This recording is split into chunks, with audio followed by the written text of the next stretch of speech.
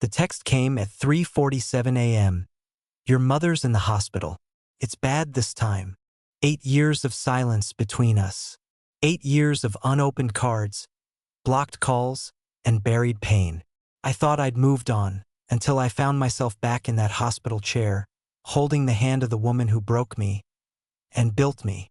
She was chaos wrapped in love, making Mickey Mouse pancakes one day and forgetting me the next. I ran. I erased her from my life. But now, watching her fade, I couldn't look away. There were no perfect words, no big reconciliation, just her hand in mine, and a moment that changed everything. 3 days later, she was gone. But she left behind something I never expected. The truth. A letter. A legacy. And the chance to become a mother myself, with her memory stitched into my story. Stay with me if you want to know how this ends. And don't forget to subscribe. The text came at 3:47 a.m. Your mother's in the hospital. It's bad this time. I stared at those words from my aunt until the screen went dark, my finger hovering over the call button I hadn't used in almost a decade. 8 years, 2 months, and 14 days to be exact. Not that I was counting. I'm writing this from a vinyl hospital chair that creaks every time I shift my weight. The antiseptic smell burns my nostrils, and the fluorescent lights make everything look sickly and unreal. Mom is asleep now. Her chest rises and falls with a mechanical rhythm that matches the beeping of the monitors. Her hand, the one not connected to the intravenous therapy, feels impossibly small in mine. I never noticed how thin her skin had become, how the veins map her life beneath the surface. How did we end up here?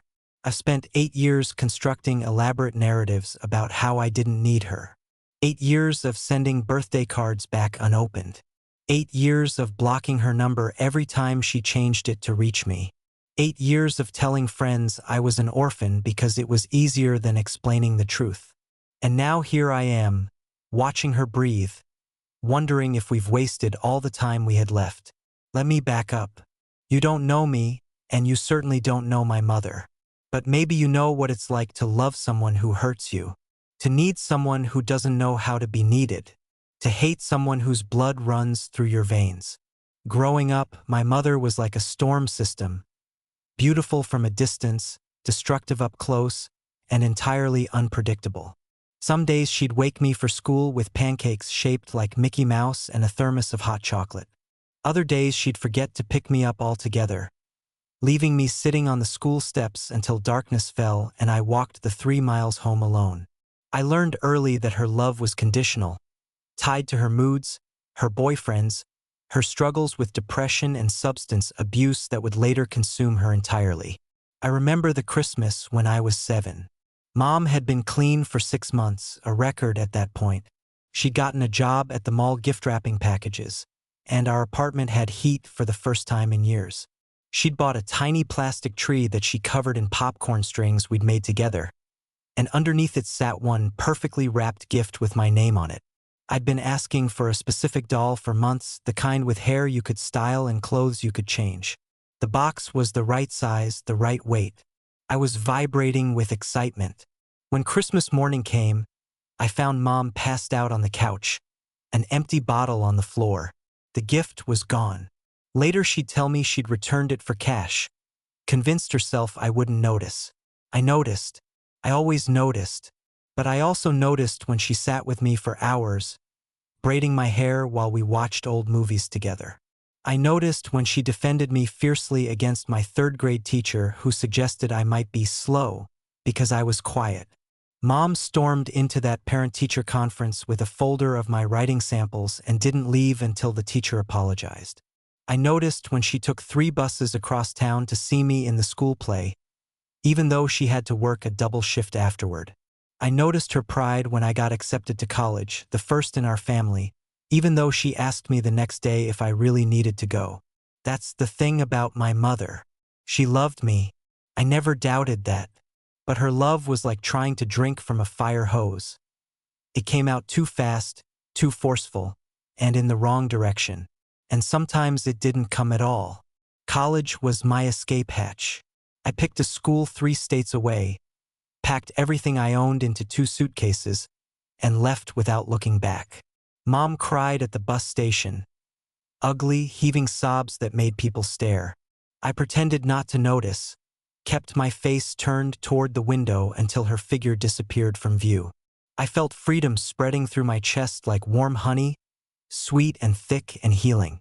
For 4 years, I limited contact to obligatory phone calls on holidays.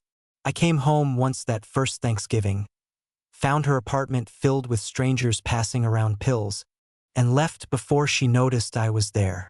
After that, I always had an excuse: too much homework, a part-time job, friends who had invited me to their homes. She never called me on my lies. Maybe she knew. I graduated with honors, got a job in marketing, met Adam. We moved in together after 6 months, got engaged after a year. I invited Mom to our wedding.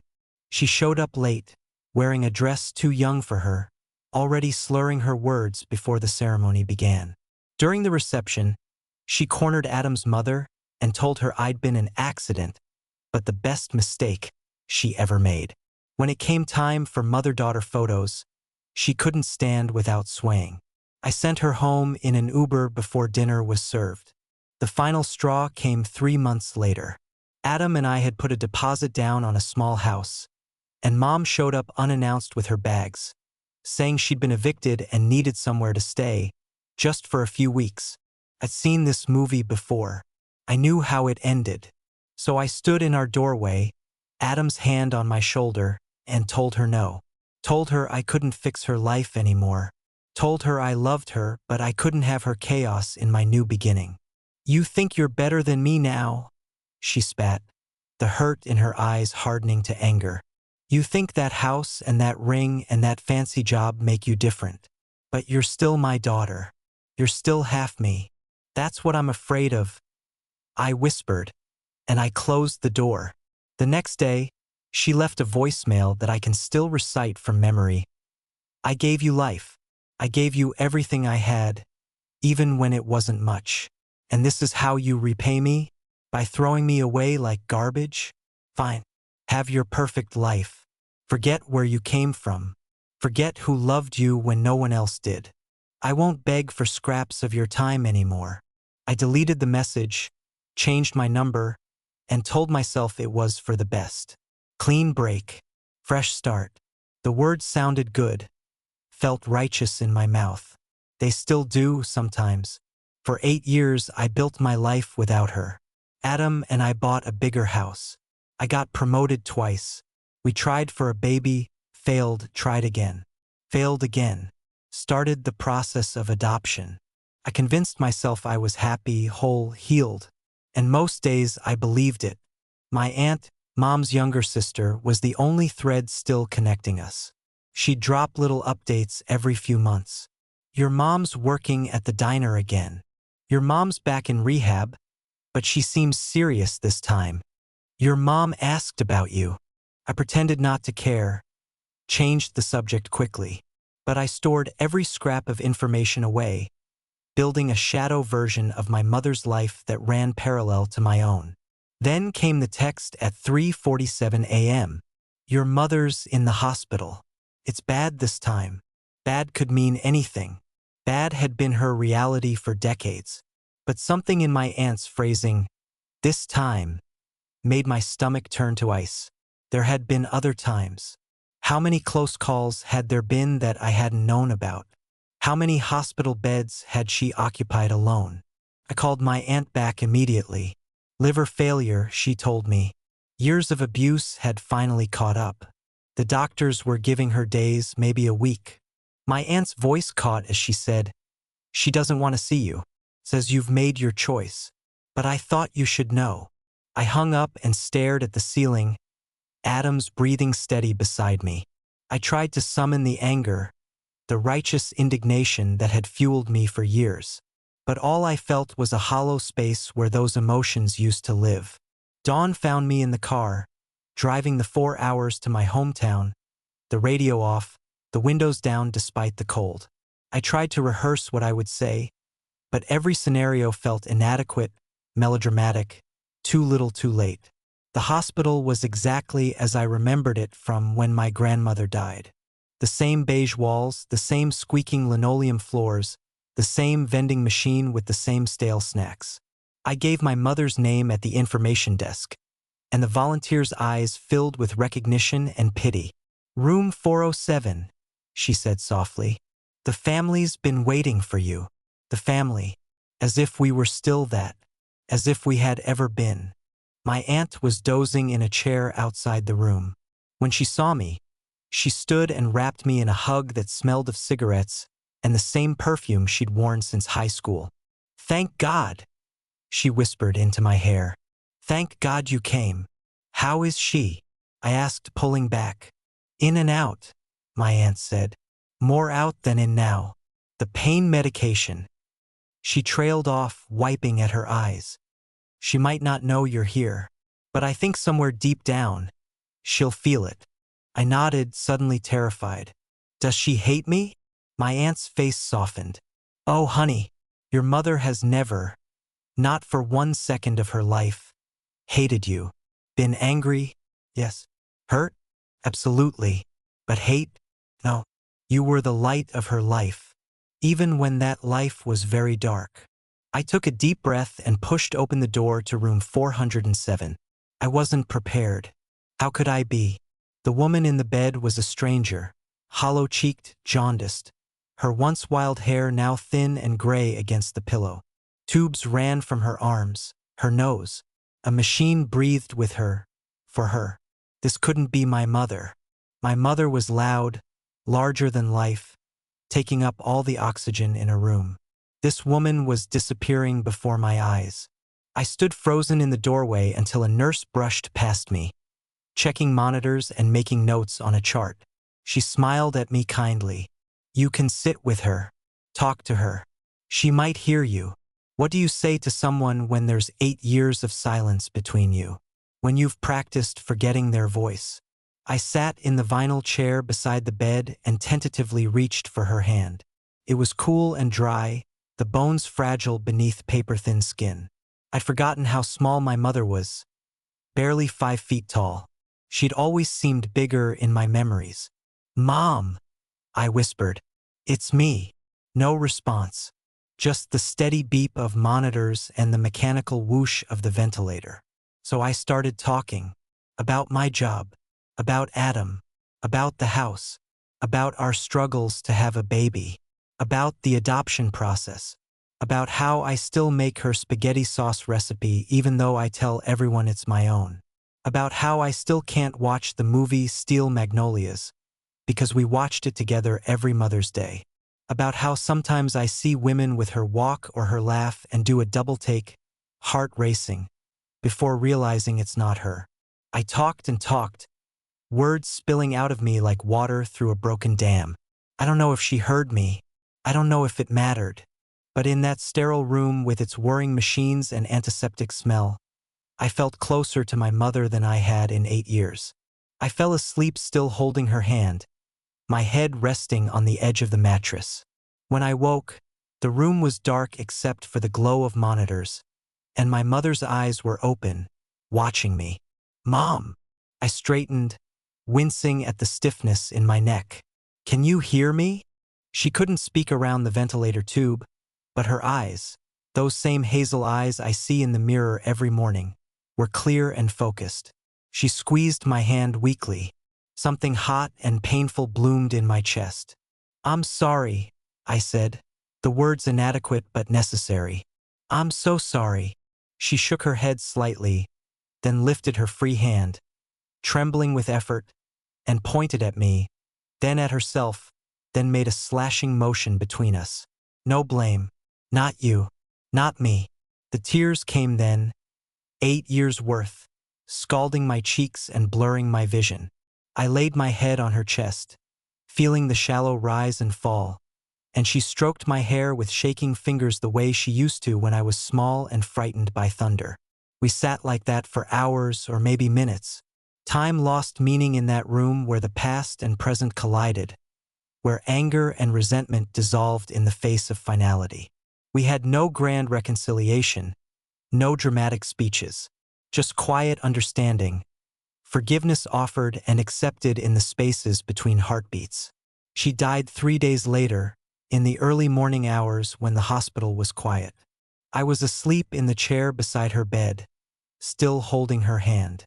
The monitor's sudden alarm woke me, and I watched as nurses rushed in, as a doctor shook his head, as they noted the time of death in voices hushed with routine sadness.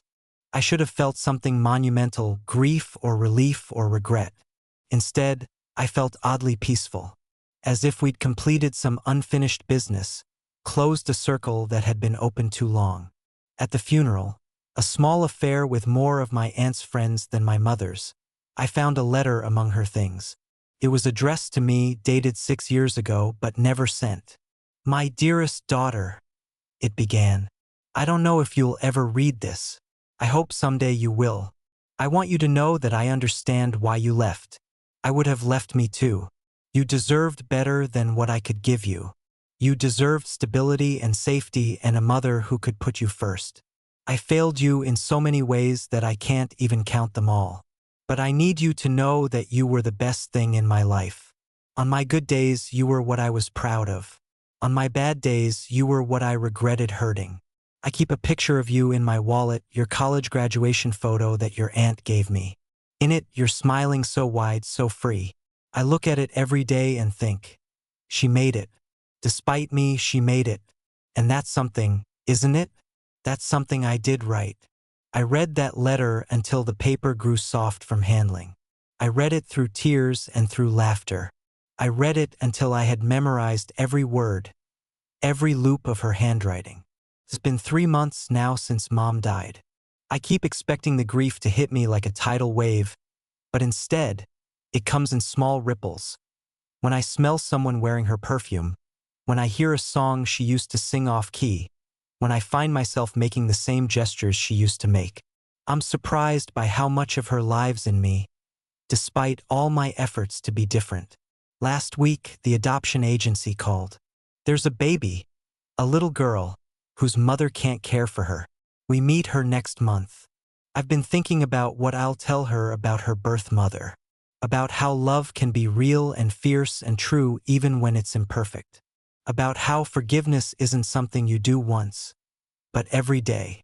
And I've been thinking about what I'll tell her about her grandmother, about the woman who made Mickey Mouse pancakes and forgot to pick me up from school, who returned my Christmas gift and defended me against my teacher, who loved me in the only way she knew how. I'll tell her that we're all doing the best we can with what we have, that forgiveness isn't about forgetting the past but about creating space for the future, that 8 years of silence can be healed in 3 days of presence.